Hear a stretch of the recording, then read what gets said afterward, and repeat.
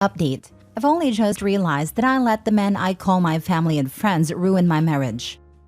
Original post.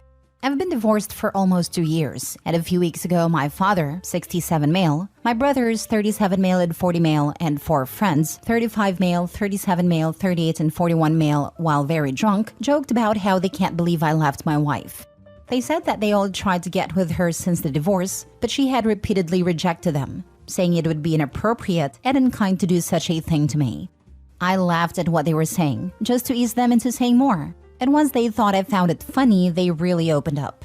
They had all purposely made me feel paranoid about my ex-wife cheating on me and using me, because why would a woman like her be with a man like me if it wasn't for the money I made? They often hinted at, or sometimes even directly said, that she wore the pants in the relationship, and that she was only with me because I'm easily manipulated. They constantly planted negative things into my mind. If I wanted to talk with them about something happening in my relationship, they would put a negative twist to it, or they'd purposely give me bad advice. Then, when I lost my job during COVID, they all hinted at how she's definitely cheating, now that there's no financial benefit in being faithful to me. I obviously trusted them and often took their words to heart, and it ruined my marriage. I frequently argued with my wife, and I was always accusing her of something or suspecting her of not really loving me. I questioned everything that was between us. I often told her BS things, like how I'm a high-value man and that she needed to appreciate me. And when I was not working for 6 months, I flipped the script and started accusing her of not respecting me for not working. I was unappreciative of all her hard work and for being the one who took care of our household bills and any other bill during those 6 months of unemployment. I continued to let their words drive me into paranoia, and I started accusing her of cheating with her coworkers. Eventually, my wife had enough of my moods, constant mistrust, and accusations. She left me, and to be honest, for a long time it felt like it came out of nowhere, and so I had myself convinced she left me for another man. Now here I am knowing that every man I've called my family, my friend, were all my enemies who I let destroy my marriage. I obviously lost my mind once they were done telling me all the ways they conspired to ruin my marriage, and we did get to blows. Then cut off all contact with each and every one of them. I want to reach out to my ex and make amends and hopefully get her back. My ex-wife has agreed to meet up with me, and she doesn't know exactly what I want to discuss with her, and I don't know how to go about making amends and hopefully mending our relationship. How do I tell her how much I regret everything, and that I want her to give me a second chance? Is there even a chance for us? Edit. Some of y'all keep saying you took the words of your friends over your wife's, and I don't think that's a fair or complete assessment. I trusted my father and brothers. My father was the main driving force behind this manipulation campaign. And it's not often that your entire family is conspiring against you.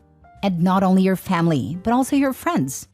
I'm not running away from accepting the fact that it is wholly my fault in how my marriage ended. I take ownership of that. I take ownership of the fact that I accused my wife of being a cheater or a user. I regret it all.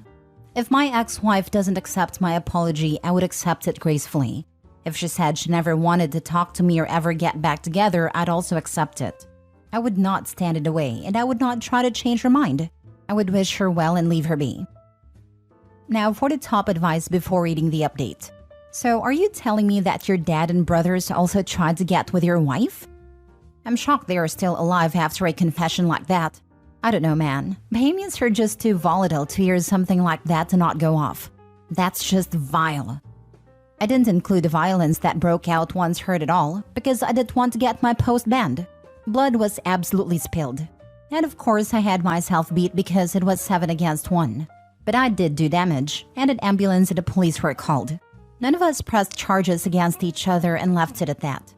Honestly, I'm still raging, and I've been heartbroken since. What pieces of turd are these family members and friends? Wasn't enough they ruined your life, they ganged up on you instead of being apologetic AF and de-escalating. Shaking my head. I know you can't go John Wick on them, but isn't there any legal framework for a defamation lawsuit you could start on behalf of your wife against all of them? I've decided I wasn't going to let these people steal one more second of my time.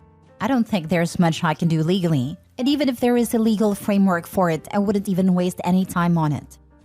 That relationship is dead, dude, and you killed it. Sure, meet up and explain everything you learned and apologize for your wrongs, but besides closure, I don't think you should expect anything more. Seconding this, If I was laid off and my wife was working, I'd be appreciative AF, to be honest. A 50s housewife with back hair. Only been laid off once luckily, but my unemployment ended up being a long weekend. They got into his head. It's done. He can maybe get closure and give her some, but I can't see it being rekindled. Now that I look back at things, I absolutely see how unappreciative I was of her kindness and her dedication to me. Even reading this has genuinely hurt me because I really let these men, especially my father, play with my mind. I can't even come close to imagining how much I hurt her with my distrust. Now for the update. On Sunday, I got to meet up with my ex-wife. I apologized profusely and she was kind and understanding, but said she couldn't and wouldn't forgive me. She said that it simply isn't in her nature to forgive, and that despite it all, she holds no grudges or anger against me, and wishes me nothing but goodness in my life.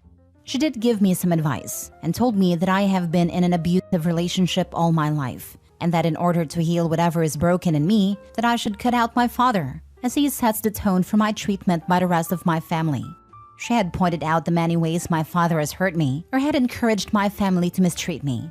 She said I'd always be stagnated and unhappy if I continued to associate myself with my family and former friends.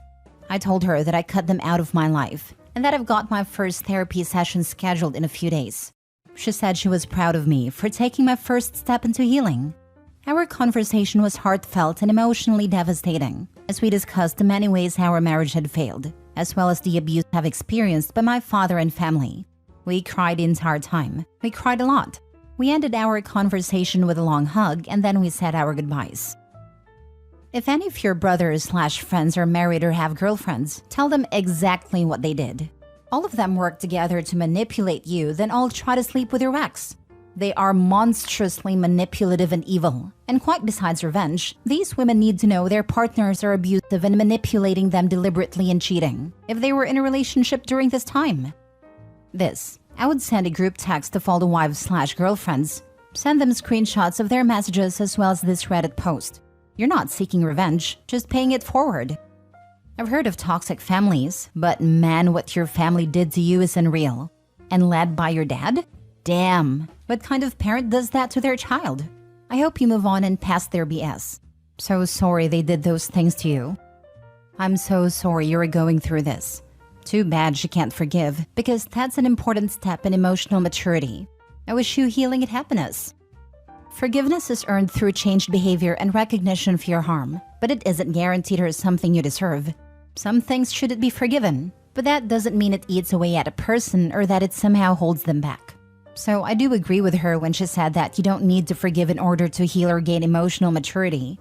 And sometimes forgiveness is not even an option. For her, this is one of those things that she simply can't and won't forgive. And all she can do is accept it. As much as I'd like her forgiveness, it is simply not available to me, and that's perfectly fine. Now leave her alone and continue to work on yourself. Next story. I told my mom to do us all a favor and finally overdose. My mom, if you'd like to call her that, was absent for the first 11 years of my life due to her addiction. She got clean a year later and then relapsed when I was 17. I always used to cry myself to sleep, wondering why pills are more important. All she had to do was choose us and say no. She would never do it. We were never good enough for her to stay clean. Why do I feel like I lost something that I never had? Fast forward to now. I'm 21. I have accepted that all I have is pictures of my mom and I'll never have a real one. But every time I picture her, all I feel is pain. In fact, all 8 of us will never have a mother, bar the youngest who's adopted. The second and third youngest are in foster care. Even though they aren't my dad's, he is trying to adopt them to keep us all together. Anyway, it was my 21st not too long ago. My mother stumbled in. You could immediately tell she was on a calm down and rambling to anyone who would listen to how she raised us. She loved us, she cared about us, and how my father snatched that away from her. I walked right up to her, and with a 20-year dialogue of pain, anger, and everything I wanted to say, scream at her. I'm in a room with a parent that I barely know. You'll say to anyone that you're proud of me, but you don't know me. You should have been there when I graduated, congratulating me and telling me you loved me, but you were strung out on drugs. Telling me you love me, but it isn't real. If you really cared for me, then where have you been? You've had over 25 years to get yourself together and be a mother. You should have been there for us. I don't get it. I am humiliated. We needed you. I needed you. We were too young to understand. I was nothing but a kid who couldn't understand. All I feel is pain when I look at you and think about you. Just do us a favor and end our suffering, and finally overdose. And let's just say after I screamed that in her face, I felt relieved. I finally felt a bit of happiness mixed with sorrow, but it was calming. I guess I'm grieving for the mother I never had in a sense. Her side of the family are refusing to speak to me or any of my siblings, as they call it punishment until I apologize. My siblings were proud of me and said they'd do what I did in a heartbeat. My dad said it wasn't the best place or time, but is proud of me for expressing how I feel. I don't really know how I feel anymore. Like, I do feel guilty. Like, maybe I shouldn't have said it. I don't really know, other than I'm hurting. Now for the top comments. I'm not sure if you and your sibs are in therapy or not, but if you want a free/low commitment option, you can join Alcoholic Anonymous. It's a support group for family of addicts. And they also have Teen Al Anon. I forgot the group name, but they also have one called something like Adult Children of Addicts, for those who grew up in that situation and how it impacts their adulthood. All of these groups have local and online meetings. We've been in therapy for as long as I can remember. I think I started therapy when I was roughly 2 or 3, and it was play therapy or something along those lines, due to her trying to end us, among a whole load of abuse when it was her weekend to take care of us. Was it the best place? Maybe not. But if no lies were told, you have nothing to apologize for. Her family can enable her delusions and her lifestyle if they want, but there is nothing to apologize for. Exactly. Why the enabling? It's insanity. I don't think it's enabling. As such, I think it's more optics. Opie saying what she said means that the extended family had a camera turned on their own actions, etc. And that's what got them angry. I know optics and enabling do sometimes go hand in hand. Poor Opie. Last story. My dad's partner keeps trying to psychologically harm me, but I can't help laughing at her futile attempts. I'll start this by giving some background info.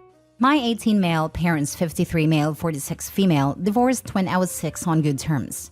They got shared custody of me, and I'd spend half a week at my mom's and half a week at my dad's.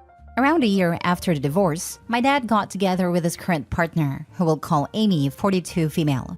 She has 2 children, 14 female and 12 male, from her previous marriage. I'm pretty close with them, and we get along well. Unfortunately, me and Amy never really got close, but we also never fought. That was until around half a year ago where, out of nowhere, she did a complete 180. She started giving me the passive-aggressive treatment and made remarks about every single thing I did. Back then, I had no idea what was her reason, but I recently found out.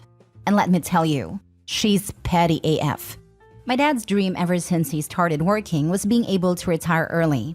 After working at the same bank for over 25 years and saving a big portion of every paycheck, he managed to retire last year. I'm really proud of him because he decided to use his free time to work on himself. He started to eat a lot healthier and has been working out daily.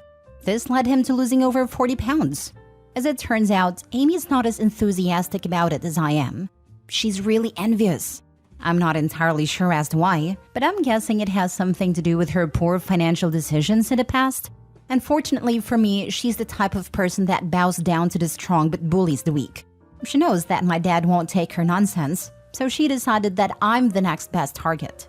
My dad's place has 3 bedrooms, which means her kids have to share the biggest one. Since I'll be going to college in a couple of months, I told my dad that I'll give my bedroom to one of them. My sister got really happy because she's about to start high school and she desperately needs some privacy. Because of it, Amy came to the conclusion that since I'll be gone in a couple of months, she can start treating me like crap. Here are a couple of examples which came to mind because of how stupid they were. She would scream at me if I failed more than 1/4 of the bathtub, which, mind you, is not even a big bathtub, as I barely fit inside as a 6 feet 4 inches guy. I chalked it up to her being an environmental freak all of a sudden. She wants me to do my dishes, which is understandable and I have no problem doing. What I have a problem with is her not letting me use more than 1 set of dishes. She doesn't allow me to touch any other dishes besides that one, and doesn't even allow her own children to touch mine as if I had a bubonic plague or something. Last week, I bought microwavable popcorn and started making it. When she heard a popping sound, she appeared in the kitchen out of nowhere and started grabbing every bowl so I would have to eat out of the bag. She hid the bowls under her blanket, like some toddler. I audibly chuckled because of how ridiculous this was. and she immediately started shouting something along the lines of, "How dare you laugh at me?" I have a long blonde hair which is the same length/color as her daughter's. Once, she stormed into my room and started demanding I clean the bathroom sink because, and I quote, "Your disgusting hair is all over the sink. Clean it now." The problem is, I just came back from school and haven't been to the toilet that day. I told her that the hair was not mine, and that is probably her daughter's, to which she said that is not possible because only your hair looks so repelling. Now mind you, this only happens when my dad's not around. She once tried this nonsense when he was around, and he immediately shut it down. He's been nothing but understanding and has talked to her numerous times, but she always resumes her usual behavior after things settle down. I don't know if any of you found yourself in a similar situation, but I'd appreciate any advice on how to deal with it. Like I said, I'm moving away for college, but I want to be able to visit my dad without having to participate in emotional warfare. Edit 1. I've seen some people asking why my dad married her. The answer is he didn't. As much as they might have had feelings for each other at some point, their relationship currently is basically strictly practical. She needs someone to help her with the kids and a place to live, while he needs someone to be around. The entirety of my dad's family is either dead or live so far away that they see each other every couple of years. As for friends, my dad used to be a workaholic, so he only has like 2 close friends who he sees semi-frequently.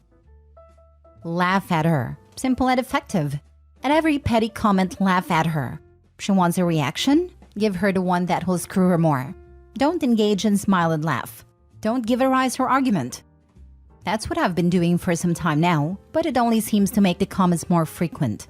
I can't wait till I get away from her. They're more frequent because she's not getting to you. Maybe record one of her tantrums and send it to your dad, and then every time she tries again, get your cell phone out. Another commenter also suggested recording this stuff. Might actually look into doing it. We'll see. Damn it, man. I know what it is like to have such a horrible step-parent, unfortunately. My best advice would be to cover your back by having your phone recording as many interactions with her as possible. I'm not a fan of hidden cameras, but when someone is mistreating you, it is the best way to prove what is going on. Keep your phone in your pocket so that it isn't so obvious. Who knows though, maybe being obvious and recording her actions when she starts up is exactly the wake-up call she needs. She will be upset, but so what? She will just have to get over it. Not a bad idea, though I feel like it won't change much.